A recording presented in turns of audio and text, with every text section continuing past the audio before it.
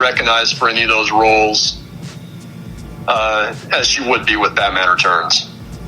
And my last little bit of casting is they originally had thought of David Bowie for the Joker. Mm-hmm. And then, that obviously was Jack Nicholson, but they wanted Bowie to play Max Schreck. And I believe he turned it down. Yeah, he turned it down because he was committed to doing the Twin Peaks movie, which is really weird because he's in Fire Walk with Me for literally 2 minutes, maybe even less than that. The Lynch movie, right? Yeah, the David Lynch movie. He had the Twin Peaks TV series, and then it got canceled, and he went and did a movie that's more of a prequel to the TV series. But, I mean, I'm telling you, Bowie is in that movie for maybe 2 minutes, if not less. So I don't know why he declined to do the Max Schreck role, unless David Lynch needed him the entire time, because they didn't know when they were going to shoot that. But that was a random piece of trivia I came across. I thought was really weird that he didn't do that in order to do the Fire Walk with Me, but he's not in that movie for very long. So I think he could have done both if he wanted to. But as we've already established, Walken is so great as Max Schreck. But they have their core cast. They have those four roles set, and then they go ahead and I think Burton gets double the budget that he had on the original. If I remember right, the original cost about $40 million, maybe a little bit less, and they gave him about $80 million to do Batman Returns. Wow, the original was $40 million for the budget? Yeah, which is crazy because it looks expensive. And it cleared, over $280 million?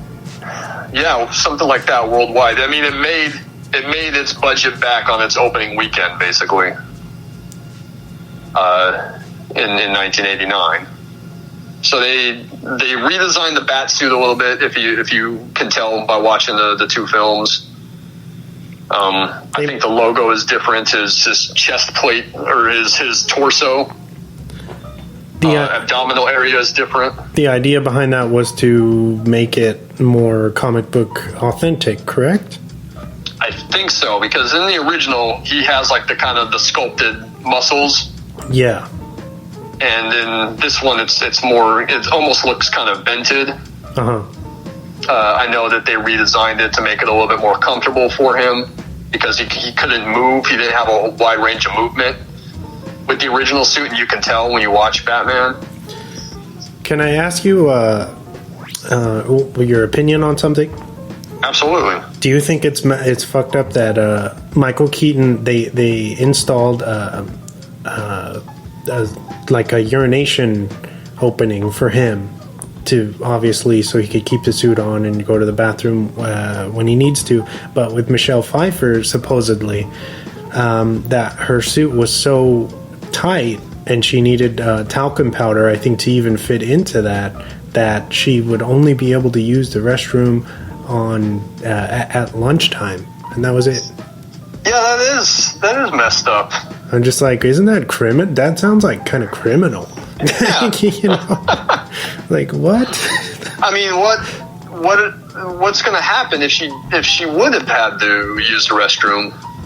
Do they have to cut her out of the suit literally to allow her to do that? Supposedly, they had so many versions of that suit. They had I forget the amount, the exact number, but they had multiple versions of that suit, and none of them were, it's like you guys couldn't have installed something where she could just go to the bathroom the same way that you guys thought to do it with Batman. It's just so weird. I mean, she's probably hot and miserable in the suit, so she's probably trying to drink some water. Definitely. But yeah, that's shitty. she probably had an awful time shooting her scenes in that suit with as tight as it is. But I mean, you can't tell on screen because she's awesome in the movie. No matter how miserable she might have been shooting those scenes, she's great in the film, and I think that she's probably the best out of the three main characters. Oh, so you think you prefer? You're saying you like Catwoman over everything? I think that Catwoman makes the film as good as it is. I'm not saying that it was a bad movie before she got into it. Yeah, but she's clearly the MVP of Batman Returns. Yeah, I love I mean, her transformation is great, and she sells it great because the way that she comes back is pretty wacky. But I feel like you can just kind of run with it, you know? Yeah. Yeah, and it's a really good switch between how she is in those earlier scenes from when she comes back after having transformed into Catwoman. Yeah, where she's as Selina Kyle, she's kind of bullied and just she's very timid. Yeah, meek, and Shrek definitely just attacks her the entire time, and then finally basically murders her, and then she comes back. that scene where he realizes she isn't dead is hilarious. Yeah. And she comes in and she's talking, and then when he says, "Hey, do you remember anything about last night?" Which, by the way, like, there's a funky timeline in that middle section of the movie where he says, "Do you remember last night?" But there's at least a day in between when she falls out the window and later transforms into Catwoman, and her coming back into the office, because there's all that stuff that happens with the Penguin in between that, where he rescues the mayor's baby and is on TV and is asking to find his birth parents, and he's at the Hall of Records. All that takes place in between Selina dying and coming back as Catwoman, and her coming back to the office, much to Shrek's surprise. But there's a timeline, because he references last night when it's clearly been at least 48 hours since then. That was just something that I noticed. Continuity error? Possibly, yeah. Selina. Yeah, when he asks her if she remembers anything, and she goes into this whole, like, "Oh, I remember, the nun in church throwing up because she had morning sickness, and I remember forgetting my underwear at school," and she does this whole little riff on the things that she does remember, and it's all just like random stuff that she remembers. It says, "No, but last night is a total blur." And it's pretty funny because right off the bat, like, Keaton, Bruce Wayne is totally captivated by her. Yeah, you can tell he's feeling her for sure. And then and then later on he decides to go to Shrek's party just based on Selina Kyle's being there, attending. Yeah, whether or not she's there is the reason that he decides to go. It's because he wants to see her. They have great chemistry in the film. Yeah, when you and I spoke about this a couple weeks ago, when I asked you if you had watched it yet. Yeah. Because I was complaining that I hadn't sat down to rewatch it when I thought I had plenty of time to do so. And you said that you really liked how Gotham City had, like, this whole character, or what was the word that you used to describe it? Do you remember? Let me see if I can think. Well, I just loved how I feel like Gotham itself, the way that Burton presented it in his vision, is like Gotham itself is like a living, breathing character.